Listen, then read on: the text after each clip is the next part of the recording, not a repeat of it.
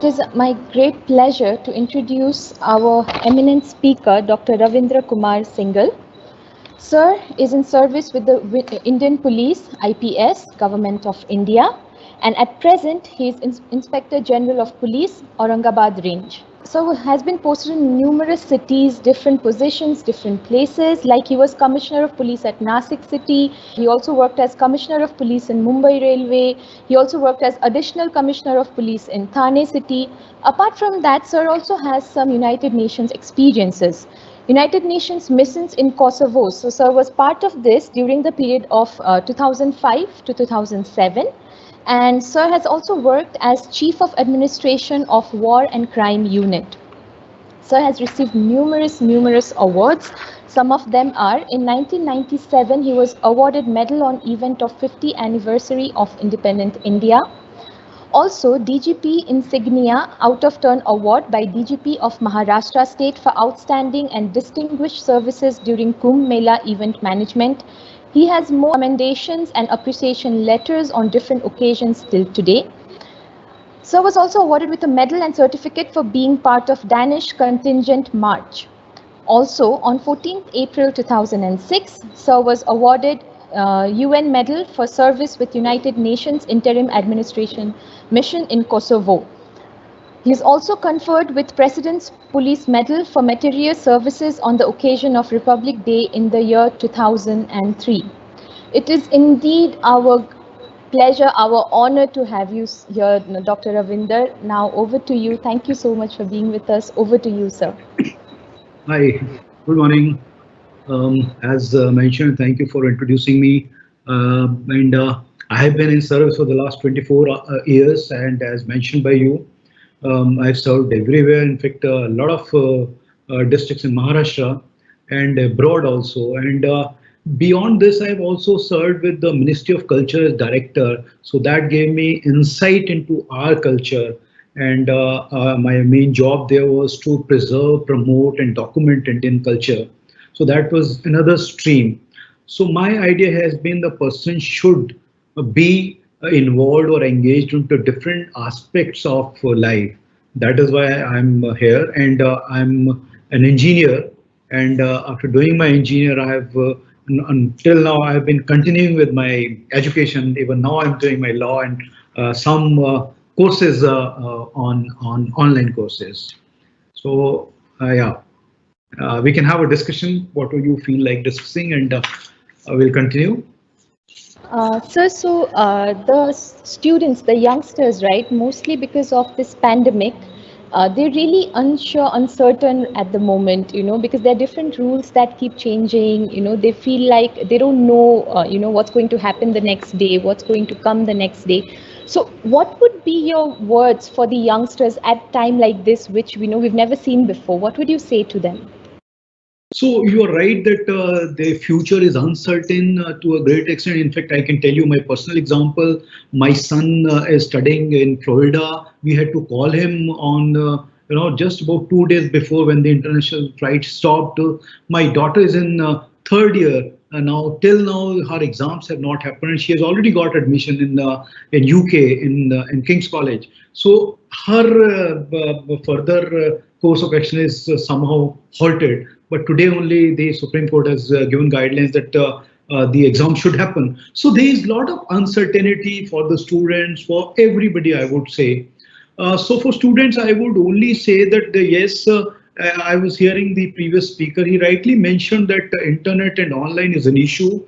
But whatever resources we have, whatever is available, we will have to continue with. We will have to change or adopt to the new system online wherever these things are available. And secondly, if not, then what could be done there, like in rural areas or the tribal areas where the phone connectivity is difficult, so internet would be even more difficult. So a lot of challenges are there. So in such cases, I think we will have to innovate, and we don't know till when these things will continue. So the innovation is one which I would like to focus on, and we will have to wait and watch. Secondly, I think teachers and parents will also have a big role in keeping the children motivated. What I'm seeing these days is that And from police angle, I'm telling you, there are a lot of frictions happening in the families at home. The domestic violence cases have increased. And so in that case, how they can stay together without creating any problem for anybody, or this amongst the spouses also, and with the children, and amongst the siblings also. So this, I think, is a big responsibility on parents. So involving, getting to know the viewpoints of children is very important. And as I mentioned, the teachers have a major role to play, because we are not getting the newspaper in print form, but in electronic form, whatever possible, however possible. I think that we will have to focus on that. Yeah. So, in your experience, have you got any, personal experiences like that with the youth, especially post-pandemic? Like you mentioned about the, exams being uncertain, or even the classes now. We've never had online classes, or even the webinar is something that we're now, looking at going into. We used to have, offline conferences. So, have you had situations where it's been difficult to control, or have had youths coming up to you and really saying, what exactly is the government now going to do, or what exactly is going to happen, or any moments like that, sir? And how was your reply? See, when the lockdown started, we had a lot of problems, and we were getting a lot of requests from students. Like some students were stuck in Pune, someone in Aurangabad, so they had to go back to their home. And few times they were not having food also, because everything was locked. So they were not. So in such cases, we had to support them. We had to talk to them, and we try to reinstate sort of confidence, and so that they don't feel low or depressed. So all these things were happening, and even now, they, as I mentioned, the future is uncertain, and when their exams will happen, but they don't know.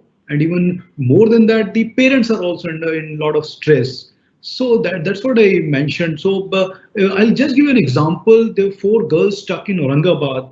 They somehow knew that, because I had served in Nashik. So one day they called up, they said, sir, we don't have anything to eat. So can you support us? So we had to manage, for their rationing and groceries, so we could send them. So I'm just giving you an example. So such things must be happening quite frequently in large numbers.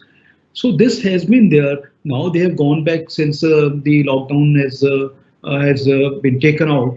So they have gone back. But during that time, there were a lot of things happening, and even now, because we have not yet opened up fully, and education has not yet started, we are also working with the strength of 15% in our offices even now. So there's a lot of flux at the moment. Okay, so this is a question from one of, I think, maybe educationists. As a person on the ground and who's seeing what's happening on a daily basis, what would be a suggestion? How do you think education can move ahead for another 2 to 3 months, or what does it look like to you from someone from the ground who knows the reality over there? Yeah. See, personally, I would tell you, because I am also now, whenever there's a requirement, I have to go on field. Otherwise, most of the time I'm in office or at home. So I've started doing some courses, like on Coursera. I'm doing a course now. I'm doing another course on physical education, how to keep yourself fit. So these are the platforms which are available. Coursera is one which has a lot of courses. So we must encourage our children wherever this internet connectivity is available. That is one. Or if some online other courses where one-to-one interaction is possible, they can also be supported. But I am worried about the rural areas. In rural areas, that's an issue. So there, I think the opinion makers and the other people will have to sit together and discuss, because that will vary from rural areas to area.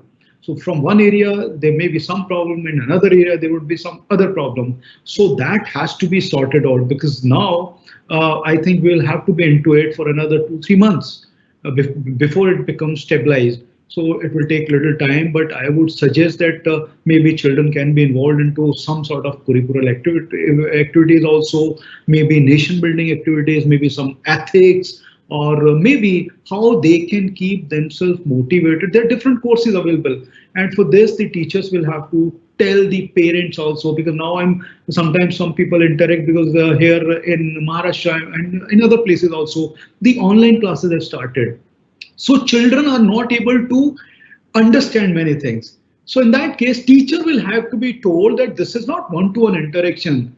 So they will have to be told how they have to teach, because this is happening for the first time. Internationally, if you see, even in US or in UK, this was not happening. They also are undergoing through a major change, like in China also. So internationally, globally, and in India also, this is happening. So we will have to keep on adopting new practices. We will have to keep on changing. We will have to keep teaching our teachers, so that they can impart the education in a proper way. And the parents who see that the teacher is not teaching them properly, so they get into stress. So there is a whole complex issue which needs to be discussed in detail, place to place wise. So have you had educators, because I think that question was from one of the educators, because it's anonymous.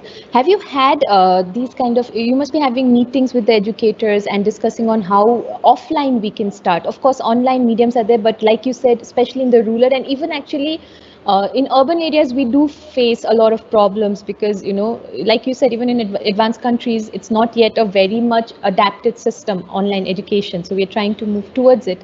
So, but if we talk about offline, sir, when it opens, so when we open our colleges, when we open our schools, what do you think should be our primary focus when we are thinking of going offline as educators, maybe? This is for all the educators out there. What do you think should be their area of focus? So I would suggest that suppose we are going to open up, say in October or November, so we must plan on a weekly basis, maybe on monthly basis, so that we know that after this time when we open, so before that we should be prepared with all these things. For, like you have rightly mentioned, offline courses, if it can be done, but there's less time now. So if we already have some courses available, maybe grade wise, or maybe internationally if they are available, or we can introduce some more courses. So there should be a package, maybe month wise, when we reach, say, when in October, when the regular schools start. So before that we are prepared. So see, think about a situation when we used to have 2 months of holidays. So in those holidays we used to get homework, and that homework we would know that these are the books from which we have to read. So this can also be introduced. So for that, I think educationists must sit together, must take a guidance, must get involved into generating a system through which they can take this thing onwards, so that when the children come to schools on regular basis, they are prepared, they are not demotivated, they are not demoralized, and they feel fresh that they are back into the system. But they are not educationally lacking or morally lacking. So at all these levels will have to prepare themselves when they come back. It's a So good afternoon. Thing is, I just asked some questions the students basically have been asking. Now everything is online. People all got into online. The students are logging through their apps and desktops and all these things. Now there's a big question mark about how this, criminal activities happen through online, the fraudulence. They feel unsafe, very unsecure. But the school is telling them to log in through Zoom or log in through different apps. They're saying, our security features, we do not know whether our things, personal details will be shared outside, or people can. And some people say, I think that they've lost certain things. Credit cards have been misused. So how safe is it? Because everything is now online platform. So how safe is this, that this particular thing, that online platform, and how safe are these apps that people are using at present? Yeah. See, we are in the transitional phase. So when we change to a new system, there are problems. I agree with you.